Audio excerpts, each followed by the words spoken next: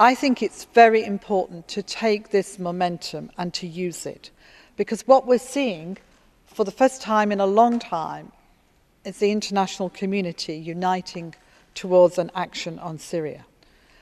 But as honourable members will be the first to say, we need to approach this with care and examine the developments in detail.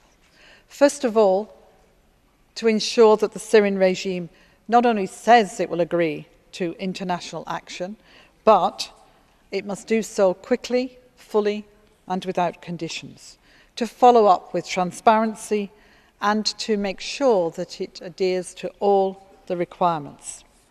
It needs to be a different response, in other words, from the response we've had in the past. Broken promises, obstacles put in the way of international efforts.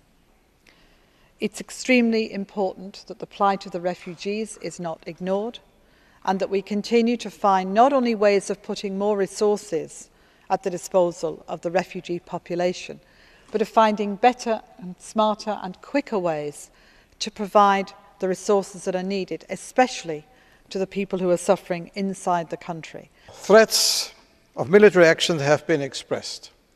There are many colleagues, and we discussed this long in our group, who have been for or against military action, but the threats are here and the threats helped. That we have to confess. Because Russia would not have moved without the threats, and Assad would have moved without the threats. But now we have to act, and we have to demand from Syria to follow with action against promises and words.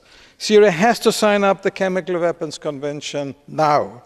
Syria has to hand over all chemical weapons, and I say all chemical weapons, which have to be destructed and destroyed under UN control. We need a non-fly zone. We know what we need. If Assad can continue to use his airplanes, his helicopters, his missiles and his airports for that, this slaughter of the Syrian population shall simply continue. And you know, that's the best way also to have a political deal. How you want that he makes a political deal if there is no pressure behind it?